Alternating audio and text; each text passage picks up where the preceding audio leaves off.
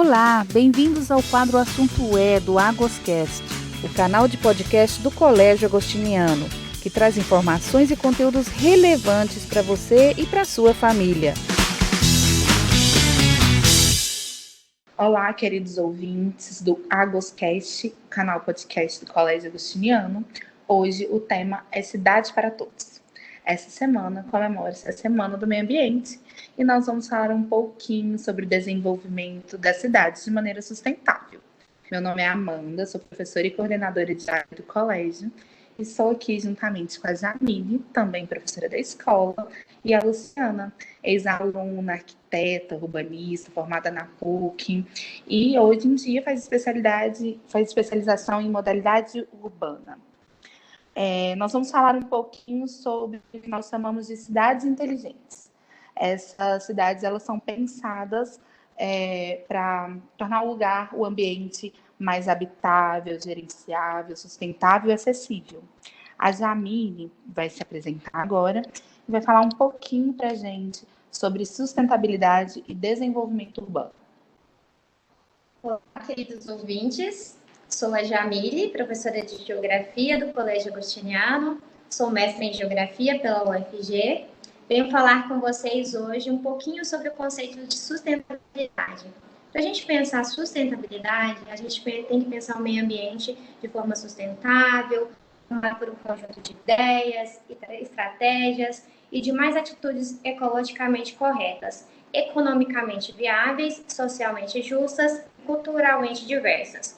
Amanda, nós geógrafas sabemos que a geografia como ciência, ela pode contribuir efetivamente para a construção de um desenvolvimento que seja de fato sustentável. Mesmo nós sabemos que as cidades atuais, no Brasil principalmente, elas crescem de forma desordenada. E para a preservação da biodiversidade e das práticas que contribuem na materialização da sustentabilidade, nós precisamos ter práticas que sejam de fato sustentáveis, que são transformações das situações cotidianas, pensando não apenas nos conceitos teóricos, mas nas práticas de fato para a sociedade, no nível de desenvolvimento. O dia que o ser humano for capaz de entender que a preocupação com o meio ambiente ele deve vir em primeiro lugar, eu, Jamile, tenho certeza que o mundo será capaz de agir de outra forma, sendo muito mais solidário, mais irmão, mais palpável de amor ao próximo, dando o valor necessário à vida, aquilo que nós aqui, no Agostiniano, pregamos dia a dia na sala de aula. Porque mais que o conceito de vida ele seja finito, que nós tenhamos claras noções de início e de fim, nós devemos entender que a qualidade dessa finitude, ela deve tender ao melhor, buscando os índices igualitários, atendendo às condições básicas, às qualidades da soberania alimentar. E isso tem a ver, de fato, com o que é sustentabilidade, que é um conceito muito amplo. Nós temos também que pensar que o nosso planeta ele tem sofrido várias crises de desequilíbrios ecológicos devido às ações irresponsáveis e egoístas. Egoístas, é esse o nome. É como se, de fato, quem precisasse de nós fosse o nosso planeta, mas é o contrário. Nós que estamos o tempo todo usando os recursos renováveis e não renováveis, o tempo todo utilizando aí o petróleo, utilizando o gás natural, que são recursos que, na verdade, demoram milhões e milhões de anos para se renovar e faz parte aí do dia a dia. Nós não pensamos, a maioria, não pensamos que o transporte, inclusive, ele pode ter outras opções, como a nossa colega Luciana vai falar para a gente dessas opções, que são opções de energia mais limpa, de transporte mais sustentável. E é necessário a gente compreender que a sustentabilidade ela vai muito além de um conceito ambiental. Isso dentro da geografia é básico, pois a sustentabilidade ela também trata de direitos humanos, de cidadania, de desenvolvimento, de responsabilidade com nossas pessoas, com nossas ações, com um caminho melhor para o direcionamento de nossas práticas. Há muitos anos, a humanidade ela tem a noção de ações desenfreadas, em busca de um desenvolvimento de altos índices industriais e urbanos. Inclusive, no Brasil, nós tivemos uma industrialização e uma urbanização muito acelerada, né? E isso, de fato, fez com que a maioria das nossas cidades não sejam cidades inteligentes, cidades sustentáveis. E essa busca por um título, na verdade, de um país de desenvolvimento, eu acho que a maioria das vezes ela acaba indo para outro caminho e por isso não conquista essa posição. Ainda assim, nós continuamos agindo com consequências de nossas ações, resolvidas com um estalo de dedos. Nós achamos que tudo é muito rápido e não é assim, tudo é um processo. E mesmo nos diversos relatórios que alertam sobre as consequências que são irreversíveis ao meio ambiente, a maioria das pessoas, quando eu digo a maioria, porque existem dados que comprovam isso, cometem atitudes dia a dia que não são consideradas sustentáveis. E quando nós acharmos que a qualidade de vida, para nós termos qualidade de vida, nós precisamos destruir o nosso planeta, eu penso que nós estamos lutando em vão em busca de uma qualidade de vida. Esse é o meu ponto aqui sobre essa primeira parte.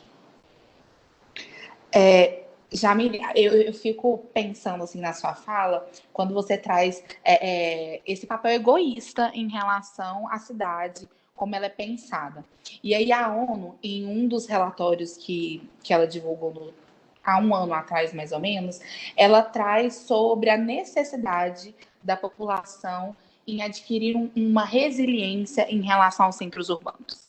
A ONU, nesse relatório, ela diz assim, olha, hoje em dia existe uma necessidade de procura por conforto, por comodidade. E aí as pessoas pensam na cidade no intuito de entrar no carro, ligar seu ar-condicionado, colocar a sua música. E ela fala assim, olha, a cidade não pode ser pensada dessa forma. É necessário uma adaptação não só à sua necessidade, mas à necessidade do outro. E é necessário uma inclusão nessa cidade e uma resiliência. É necessário abrir mão. E pensando nisso, a ONU trabalha o Dia Mundial das Cidades também, todo ano, como tema geral, e ela diz assim, olha, uma cidade melhor, uma vida melhor. E quando você pensa em meio ambiente, é necessário refletir, então, esse papel da cidade e pensar o meio ambiente a partir desses centros urbanos, já que hoje em dia a maior parte da população está nesses grandes centros, né? Então, eu queria saber de você exatamente isso, essa resiliência. O que você pensa nessa cidade, nesse desenvolvimento urbano, no direito das pessoas, até onde vai o seu direito de entrar no seu carro e pensar no seu conforto, e quando acaba ele e você começa a pensar na sua comunidade, no futuro desses centros urbanos, nessas cidades sustentáveis, de maneira mais social, mais humana. Amanda, nós temos na geografia brasileira hoje a Ana Fani, lá na USP, e nós temos o Tadeu de Arraes aqui na UFG, que fazem análises tão significativas sobre cidades para pessoas. Eu, Jamile, quando eu analiso o espaço urbano, eu gosto de pensar também as cidades sustentáveis. E nós precisamos entender também sobre o direito das pessoas à cidade. Quais são os direitos das pessoas à cidade? De fato, eles são cumpridos, esses direitos, no Brasil? A Conferência das Nações Unidas sobre o Meio Ambiente Humano, lá em Estocolmo, em 1972, ela falava sobre um princípio 1, que dizia o seguinte: o homem tem o direito fundamental à liberdade, à igualdade e ao desfrute de condições de vida adequadas em um meio ambiente de qualidade, tal que lhe permita levar uma vida digna e gozar de bem-estar, tendo a solene obrigação de proteger e melhorar o meio ambiente para gerações presentes e futuras. Então, quando nós pensamos no espaço urbano envolvido com o meio ambiente, nós estamos pensando não só na minha geração, não só na sua geração, não só na geração da Luciana, da nossa agora, mas dos meus filhos, dos meus netos, porque o meio ambiente ele reage com o tempo, né? Nós sabemos disso. E o crescimento da vida urbana, ele representa um fator de grande importância na dinâmica da relação entre homem e natureza. Inclusive, né, o geógrafo Milton Santos, ele fazia uma relação maravilhosa sobre essa relação. Ele falava muito bem sobre desenvolvimento sustentável, sobre as cidades para crescer de uma forma mais organizada, qualidade de vida de fato. E quando nós falamos de algumas cidades como Copenhague, Amsterdã, nós falamos de cidades sustentáveis que são referências, né, de países bem desenvolvidos, principalmente esses da Europa. Mas no Brasil, a capital paranaense, ela investe em sustentabilidade, com projetos de mobilidade, de preservação ambiental, com uma melhor qualidade do ar entre as capitais brasileiras, que isso é uma opção, né, muito boa, que Curitiba, né, que possui ali entre 64 metros quadrados de área verde por habitante, um total de 36 áreas de preservação, ela vem investindo bastante, principalmente no transporte público, que a Luciana vai falar melhor sobre isso para a gente.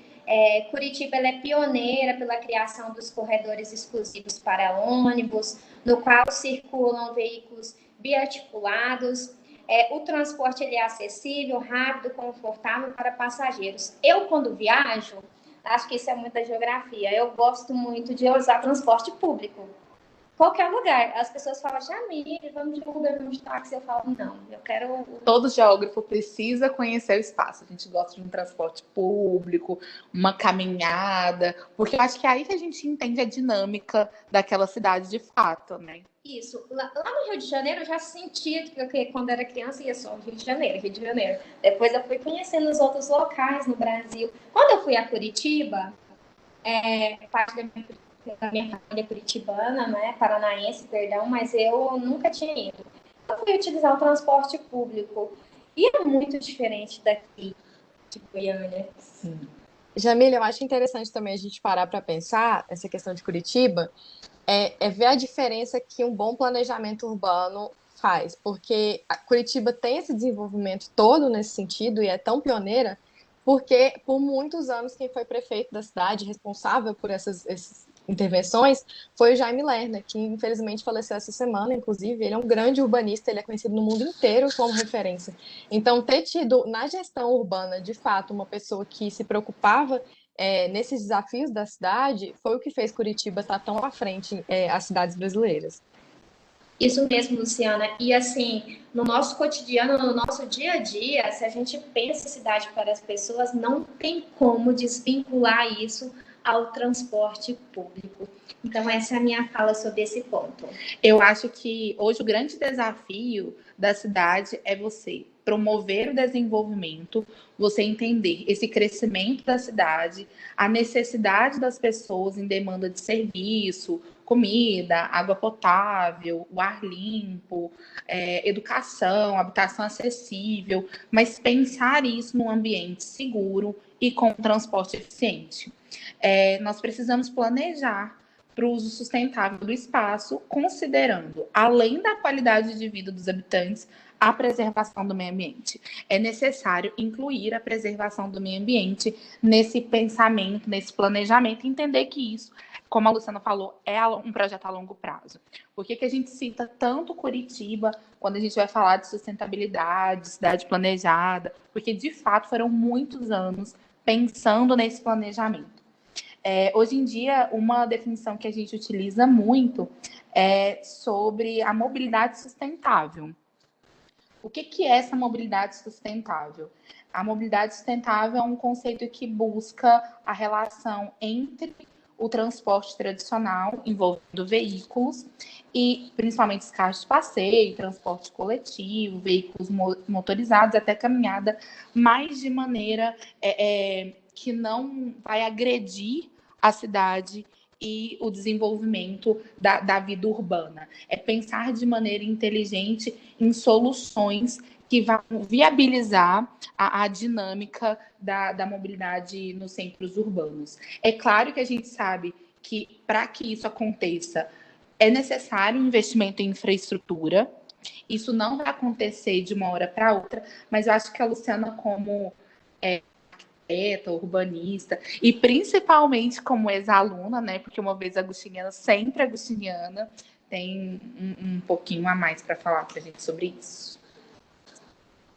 Sim, a Agostinha não sai da gente. Eu fiquei muito feliz com esse convite de voltar aqui e devolver um pouquinho, né, para essa escola. Eu amo falar desse assunto de desenvolvimento de cidades inteligentes, sustentáveis, porque eu acho que quando a pessoa que não tem contato com o estudo dessa área, a gente sempre costuma ter no imaginário que a cidade do futuro é drone, carro elétrico, veículo sem motorista, etc, né? E, assim, de fato, tem empresas desenvolvendo tudo isso. Mas, na verdade, um dos maiores indicadores que a cidade está se desenvolvendo no caminho certo, está avançando, é a quantidade de pessoas que caminha, que pedala, que utiliza os espaços públicos.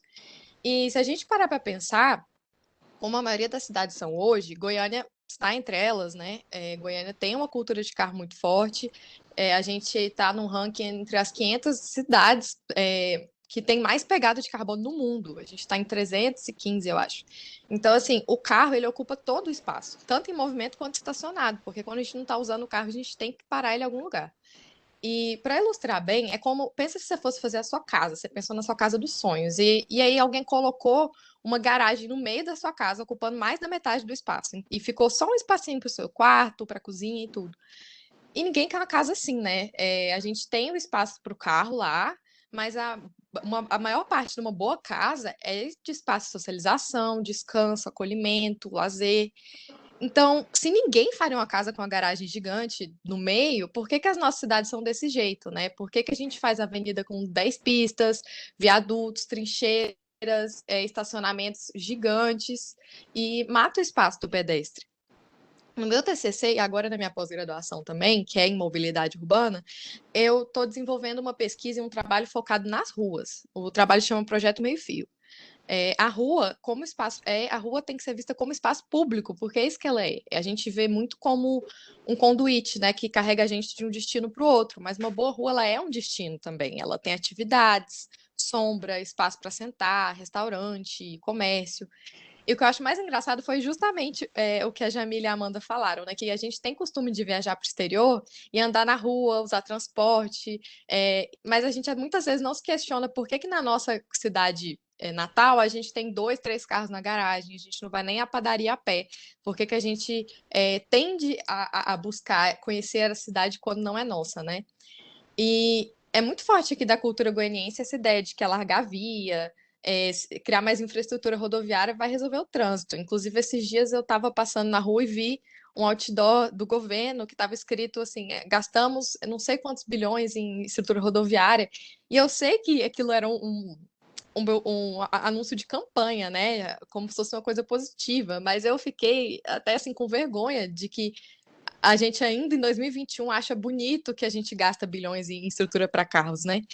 Então, essa ideia de que aumentar as vias vai diminuir o trânsito é muito falsa, porque existe um fenômeno que a gente chama de demanda induzida, que é basicamente o seguinte: se você aumenta as vias, as faixas para carros, você vai se tornar mais barato e mais fácil locomover dessa forma. Então, quando a gente alarga essas vias, resolve por um tempo, né, o problema que estava ali, quando a gente cria um viaduto, quando a gente cria uma rotatória, a quantidade de pessoas que utiliza aquele lugar vai aumentar, porque ela vai facilitando usar o carro, vai ter uma demanda maior de pessoas que vão usar esse meio para se locomover. Então, já já essa estrutura caríssima vai ficar defasada e cheia e com trânsito de novo. Mas o lado bom é que essa teoria também funciona para o que a gente quer trazer para a cidade. Então, se a gente faz ciclovia, as pessoas vão pedalar. Se a gente coloca banco numa praça, as pessoas vão sentar, a praça vai se encher. Se a gente melhora e facilita o transporte, as pessoas tendem a usá-lo. E os exemplos que a Jamile colocou são ótimos para ilustrar o que é uma boa forma de desenvolver a cidade mais saudável, mais sustentável, né? Curitiba, Copenhague, Amsterdã, Oslo, eles são lugares que usaram uma estratégia que a gente chama de DOTS. DOTS é uma sigla para Desenvolvimento Orientado ao Transporte Sustentável. Assim, o nome já é mais autoexplicativo, né? Mas tem o foco de integrar o uso do solo. O uso do solo é o que a gente fala que é comercial, residencial, é o que tipo de atividade tem naquele espaço, né? Então, integrar esse uso com a mobilidade urbana e criando mais infraestrutura, adensamento, investindo nas atividades próximas a infraestruturas de mobilidade. Então, a corredores de ônibus, estações, terminais. Eu poderia ficar algumas horas falando de DOTS, porque é um assunto que eu gosto muito, que eu acho muito interessante, mas eu vou resumir os princípios do DOTS, que são bem parecidos, na verdade, com o que a gente fazia na história antes, nas cidades, né, antes do veículo entrar no rolê ali, antes dele existir. Os princípios do DOTS são mudar. Essa mudança vem através da regulamentação, no caso. Então, hoje as leis, o plano diretor, essas coisas favorecem muito que o carro seja valorizado, mais valorizado que os outros modos de transporte, né? Então, fazer uma regulamentação que valorize outros tipos de locomoção. Compactar, porque hoje a nossa cidade, ela é um termo que a gente chama de espraiada. Parece que eu estou falando espalhado errado, mas não é espraiada mesmo. Que o carro, como o carro ele encurta uma distância, a gente começa a crescer a cidade horizontalmente, porque eu consigo chegar mais longe. Então a cidade vai abrindo, isso não é bom. Caminhar, porque criando bairros que a gente estimula que a pessoa caminhe, que ela consiga fazer as atividades básicas e diárias ali no próprio bairro, reduz a necessidade de deslocamento de carro. Conectar, então criar redes densas de caminhos que conectam vários tipos de modais de transporte. Pedalar, priorizar essas redes cicloviárias do que a gente chama de transporte ativo, né? O transporte ativo é tudo que usa a força humana para se locomover. Então, caminhar, pedalar, andar de patins, patinete, isso tudo é transporte também. E, por fim, o que é principal desse é o transporte público, valorizar o transporte público. Ou seja, assim como várias escolhas que o ser humano faz da forma de consumo, a gente sabe que as coisas acontecem muito por causa do consumismo de forma muito linear e não cíclica, né? E o transporte, essa coisa da dominação do carro nas cidades é muito linear, ela não devolve para a cidade. E quando eu falo dominação é porque às vezes as pessoas acham que quando a gente fala sobre caminhar, sobre pedalar, que a gente quer acabar com todos os carros do mundo. E isso não é verdade. O carro é uma invenção boa e deve ser usado. O problema é que hoje em dia ele manda mais na cidade do que a gente. As pessoas fazem a rua pensando no carro, a pessoa faz o estabelecimento pensando no estacionamento. Então a gente tem que voltar esse olhar para as pessoas na cidade. Então o carro não precisa ser dizimado, mas repensar como ele está mandando na nossa vida, né? Então essa cultura, ela não é sustentável em todos os aspectos que foram falados aqui, né? Ele não é ecologicamente correto, porque ele emite muito CO2. Ele não é economicamente viável, porque o que a gente gasta na infraestrutura é estratosférico, não dá retorno necessário para a vida urbana. Porque a gente às vezes pensa no custo do carro para a pessoa individual, mas o custo da infraestrutura para o carro, para a esfera pública, não volta em benefício, como você investir num transporte público, por exemplo. Então, não é economicamente viável. Ele não é socialmente justo, nem culturalmente diverso, porque toda a estrutura, essa ideia de carro, o subúrbio, a casa no condomínio fechado, ela contribui muito fortemente para a segregação espacial e a criação de áreas periféricas cada vez mais distantes. É um assunto muito complexo, claro, que envolve muitas camadas, são discussões muito complexas, mas, em resumo, o automóvel individual como forma exclusiva de transporte e locomoção, ela só cria mais demandas e mais problemas que vão esterilizando os espaços públicos e a vitalidade das cidades. Então, se a gente quer ter uma cidade inteligente e sustentável, já passou da hora de repensar isso. Inclusive, né, Luciana, eu venho vendo, assim, dia a dia, como vem crescendo o número de ciclistas aqui em Goiânia. Nós temos uma amiga aqui, o João Paulo, ele fez mestrado junto comigo, a dissertação dele é sobre isso, assim, muito interessante. E, assim, tem um número gigantesco de ciclistas que eu vejo pegando aí as GOs para poder pedalar, porque não tem espaço aqui, né? Sim, não tem estrutura. Cidade, e a gente não vê um projeto voltado para isso, um plano diretor voltado para isso. Assim, o que você me diz um pouquinho sobre isso, para a gente poder relacionar um pouquinho com as ciclovias, porque eu fico pensando Goiânia, eu falo assim, como reestruturar essa cidade? Não, e você pensa assim, que se a gente olhar a estrutura do relevo de Goiânia, tudo colabora para a Tudo. gente ter uma diversidade maior, né? Para a gente incentivar isso, para ter um plano diretor para pensar sobre isso. E a gente cria uma resistência. Eu penso que além dessa questão do governo, existe uma resistência cultural. Com certeza. Porque o carro, ele traz um status, e querendo ou não, existe uma parcela muito grande da nossa sociedade que preocupa muito com isso. Muito. E assim, o que eu penso é que é um pouco frustrante, um pouco não, muito, né? Já que eu trabalho com isso, né? Ver que Goiânia é uma cidade que tem um porte, que tem, igual você falou, até a topografia mesmo, espaço físico, faria tudo para que desse para andar a Goiânia inteira de bicicleta, né? A cidade é espraiada, mas querendo ou não, nosso centro é muito bem estruturado, daria para fazer isso muito bem.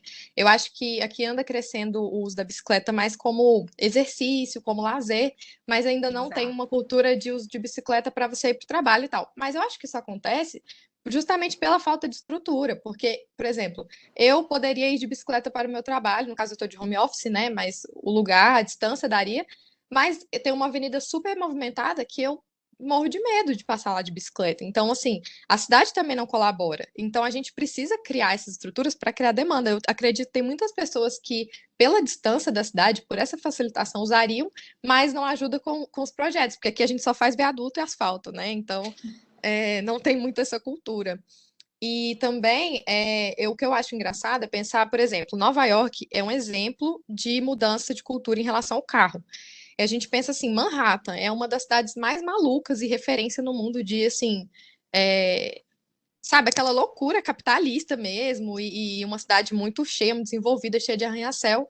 Mas eles conseguiram uma cidade daquele porte deixar o carro para escanteio e valorizar todas as coisas lá. As pessoas andam muito a pé, muito de bicicleta. E isso tudo eles fizeram só reorganizando o espaço da rua. Eles não fizeram nenhuma obra grande, pesada. Foi só pintar uma ciclovia ali e falar: agora o carro não entra aqui. Então, é uma coisa que poderia ser feita em Goiânia, né? Mas infelizmente, essa cultura, igual a Amanda falou, das pessoas valorizarem o carro como status, que a gente sabe que um país é bom, uma cidade é boa quando o rico anda de transporte público porque quer, né? E não quando o pobre tem carro. Eu Exato, acho que Isso mesmo. isso é uma coisa que a gente tem que mudar. E se eu penso se assim, se Nova York conseguiu com aquela loucura de carro, eles fecharam, eu não sei se vocês sabem disso, mas a Times Square, que antes era o maior ponto de sim. engarrafamento do mundo, assim, virou um espaço só para pedestres. Carro não entra na Times Square mais.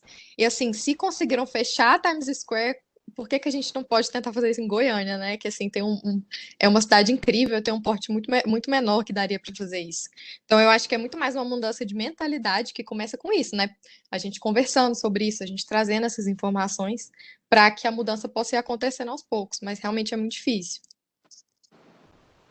De fato.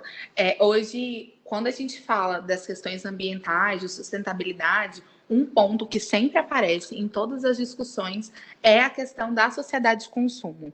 As pessoas dizem, olha, eu posso ser sustentável desde que isso não comprometa a minha qualidade de vida, e elas vinculam isso ao poder de consumo. Então a gente pensa, olha, Estados Unidos, consumo no talo, né? Não tem como consumir mais. E mesmo assim, eles começam a pensar nesse espaço, no planejamento desse espaço, e que essa cidade se torne de fato para as pessoas, então qualquer um consegue pensar isso. A Goiânia é muito menor, o porte é muito menor, mas é necessário reverter um pouco essa questão do consumo. O consumo é um outro problema que a gente sempre enxerga aqui em Goiânia, sobre não só sobre o consumo em si, mas o destino do que é consumido. A gente consome sem pensar. A gente está no momento que a gente compra sem saber se a gente vai usar. A gente não pensa em nenhum momento na embalagem do produto, no destino dele. Às vezes a gente nem sabe que o produto ele precisa de um destino próprio. Eu vejo assim, óleo de cozinha, gente. Qual o destino desse óleo? O que a gente vai fazer com ele? Eu fico em casa separando meu óleo pensando, o que eu faço? e falta, às vezes, informação sobre o descarte.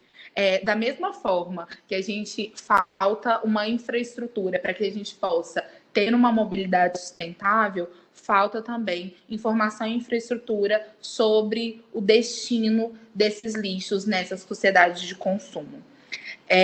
Um dos principais problemas hoje em dia é a questão do lixo eletrônico. Cada dia a gente utiliza mais tecnologia, a gente produz mais lixo. E aí, o que fazer com esse lixo? De fato, às vezes eu não sei o que eu faço com ele. Jamile, uma luz, por favor. O que fazer com esse lixo eletrônico? Aqui em Goiânia, já existe algum projeto em relação a isso? Existe um destino? O que a gente tem que fazer com esse lixo? Primeira coisa, não tem como a gente pensar lixo eletrônico, né, e não pensar sociedade do consumo. O brasileiro sempre gosta de pegar o cidadão estadunidense como referência, né? Até para o consumir, comprar por comprar, descartar por descartar. Acontece muito isso. Quando a gente vê as propagandas, seja da Apple, seja da Samsung, que lança aí muito rápido, né? Telefones celulares, tablets, computadores de última geração. Tem uma evolução muito rápida da tecnologia. E a maioria das pessoas, no Brasil, inclusive, elas querem acompanhar essa evolução. Eu conheço pessoas que já descartaram um celular que daria para levar e arrumar, consertar direitinho, só porque estava trincado. Porque queria comprar, na verdade, aquele celular do lançamento e tal. E vai criando essa cultura de geração do lixo eletrônico. E, de fato, ele só existe por causa da sociedade do consumo. Eu não estou dizendo que não é para consumir, que não é para ter o seu computador, o seu celular, sim. Mas, assim, a ideia de você valorizar aquilo que você comprou, de você comprar aquilo para longo prazo, é uma ideia interessante para a vida e também para o seu bolso, né? Se a gente for pensar de fato. Aí, Amanda, alguns dados da Organização das Nações Unidas, elas informam que lá no ano de 2015, os brasileiros produziram cerca de 1,5 milhão de toneladas de lixo eletrônico por ano, no caso 7 quilogramas, né, por pessoa, estando entre os maiores produtores do mundo desse tipo de lixo. Isso só ocorre por causa do rápido crescimento da indústria de eletrônicos que aconteceu no Brasil, que atualiza seus produtos em períodos. Então, como a atualização aqui é muito rápida dos aparelhos eletrônicos, a compra também é muito rápida. E nós devemos atentar bastante para esses equipamentos, porque, em geral, eles são descartados sem um cuidado específico. E tem que ter um cuidado, porque podem trazer grandes danos ao meio ambiente, a maioria desses aparelhos. No entanto, eles podem também ser reutilizados, reciclados e podem gerar benefícios à sociedade. Quando a gente fala de reutilizar e de reciclar, a gente fala de sustentabilidade. E pessoas sem condição, a gente tem ali, né, o camelódromo de Goiânia, de pessoas que trabalham só arrumando o seu celular, o seu notebook, que na verdade você não precisa descartar, você pode tentar, às vezes o valor para consertar fica alto, aí sim, mas quando ele está baixo, isso é viável. E aqui em Goiânia, nós temos um site bem legal que eu encontrei, um local que é só para descarte e coleta de lixo eletrônico. O site deles é sucataeletronicagoiania.com.br. Quem quiser entrar no site, tem tudo lá direcionado, explicadinho, direitinho, porque provavelmente agora, a partir do ano de 2021, pós uma pandemia, daqui a uns dias todo mundo vai estar vacinado, se Deus quiser, a compra provavelmente de computadores, eu não tenho esse dado, mas penso que ela aumentou por causa do home office, né, do homeschooling também, ela aumentou e creio que ela vai continuar aumentando, porque talvez aquela pessoa que estava com o seu notebook ali, já estava desgastado, 10 anos, 12 anos, ela tinha que trocar. Mas hoje eu conheço muitos adolescentes que aquele celular de 1 ano ele não serve mais. Aquele notebook de 2, 3 anos de uso, ele não serve mais. Às vezes, por causa disso, tentar descartar por descartar, comprar por comprar, consumir por consumir. Essa foi a minha fala no podcast do Colégio Agostiniano. Quando a gente estava falando sobre mobilidade, a gente citou muito Curitiba, né? E quando a gente fala de lixo, a gente pode citar de novo Curitiba. Curitiba tem um projeto desde 89 sobre coleta seletiva.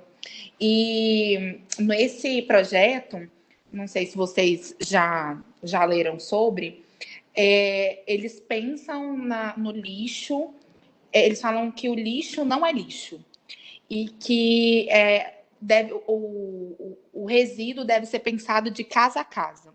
Então, em Curitiba, a própria prefeitura recolhe óleo cozido em casa usado e o lixo tóxico. Lixo, entre esses lixos, o eletrônico, né? Então, eles colocam postos de coleta espalhados em cidade, na região metropolitana. Eles vão na região metropolitana buscar, e esse material é vendido e o dinheiro é destinado para ONGs e trabalhos voluntários da região. Eu achei super legal. Eu estava lendo também sobre BH, que usando esse formato de Curitiba, eles criaram um projeto em relação à reciclagem que chama Porta a Porta, Ponto a Ponto. Então, eles vão espalhando vários pontos pela cidade para recolher esses lixos, e alguns tipos de materiais eles recolhem porta a porta num dia específico do mês, para evitar um pouco esse impacto ambiental. Se a gente, nessa semana, fosse discutir tudo em relação à sustentabilidade, à Semana do Meio Ambiente, eu acho que a gente ficaria aqui a semana toda, porque a pauta é muito grande, né? Mas eu acho que o interessante da Semana do Meio Ambiente é que ela promove essa reflexão. Esse ano a gente estava fazendo um projeto com os meninos aqui, eu não sei se vocês conhecem, tem um site que chama Pegada Ecológica. E a pegada ecológica, ela calcula, a partir da realidade da sua família, sobre os seus dados, o seu impacto ambiental. E a gente estava conversando com os meninos e colocando os dados, e aí ela traz, num dos gráficos, assim, a quantidade de planetas que você precisaria de acordo com os seus hábitos familiares, né? E numa sala, Luciana, de 40 alunos, nenhuma família precisa de menos de um planeta. Todas as famílias precisam, assim, de 3, 4. Uma família precisava de 11 planetas. Eu falei, gente, não tem como. A gente não tem isso. Então, eu acho importante essa reflexão durante essa semana para a gente entender que é necessário ter uma cidade inclusiva, uma cidade centrada nas pessoas, pensar nesse planejamento.